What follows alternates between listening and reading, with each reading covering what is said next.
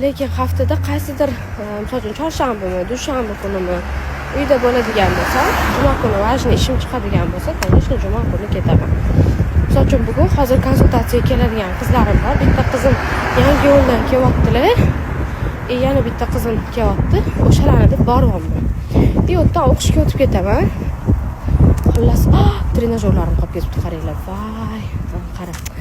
Endi orqaga qaytamanmi? Blin, жалко.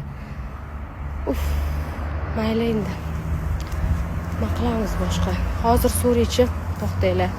Agar konsultatsiyadan keyin olib ketadigan bo'lsalar, shu yurib qo'ydim. Mayli. Bu narsa qilarmiz. Pochtadan chiqarib yuborarman, to'g'rimi?